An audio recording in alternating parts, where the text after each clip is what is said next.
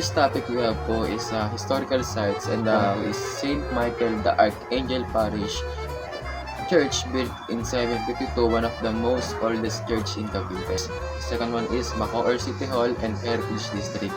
Contains historical landmarks and old Spanish era structures.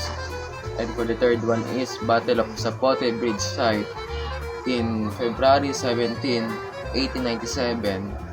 One of the fiercest battle on the Philippine Republic. Aguinaldo House or temporary residence served as General Aguinaldo's headquarters in 1898 when Bacoor was declared the first topic naman po is we have main products or native foods of Bacoor City.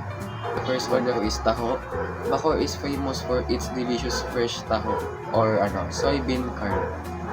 For the second one po is Pansit Lugalog and Pansit Bacoor, which is a local food dishes po sa Bacoor. And Bacoor Tamales, a version of the famous Cavite delicacy made of rice flour, coconut milk, and chicken. And last one po is seafood, oysters, mussels, or tahong, and fish from the coastal areas. This is the population 664,625 2020 census.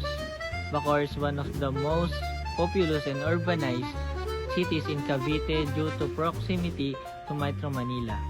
Old Parish, St. Michael the Archangel Parish Church, established in 752, it has served as the spiritual and historical center of Bacoor for centuries.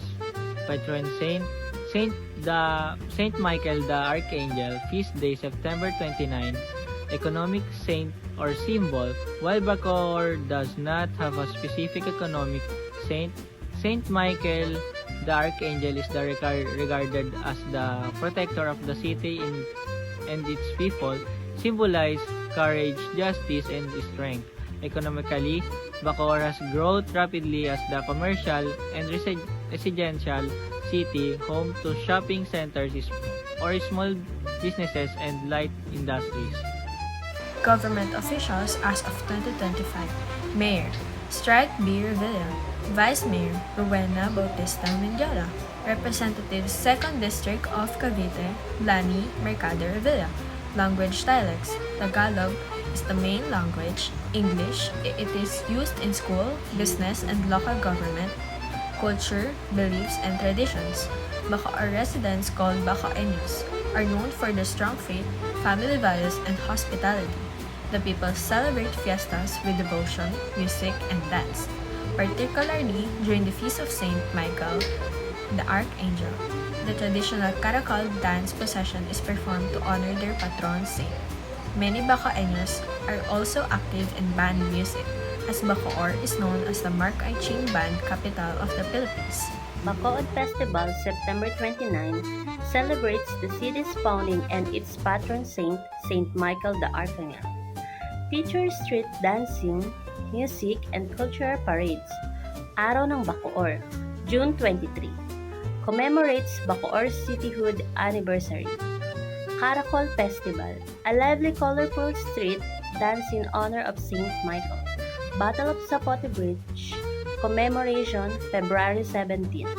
Honors the bravery of Filipino soldiers who fought in one of the most important battles of the Revolution. So I will be sharing the historical background of Bacoor City, Cavite. Bacoor City, Cavite is the one of the oldest town in Cavite. Found in 1671, Spanish missionary, the name Bacoor came from Tagalog word pakot, meaning fence or enclosure, referring to bamboo fence common in the area Spanish time. In 1898, Bacoor played a key role in Philippines Revolution as the temporary headquarters of General Emilio Aguinaldo. Was the first capital of the revolutionary government before it moved into Malolos, Bulacan. During the Spanish period, Bacoor was an agricultural community known for its rice, sugarcane, and fishery products. It developed into residential, commercial, and industrial hub. Being the main gateway between Metro Manila and Cavite, Bacoor officially became a city on June 23, 2012 under Republic Act number 10160.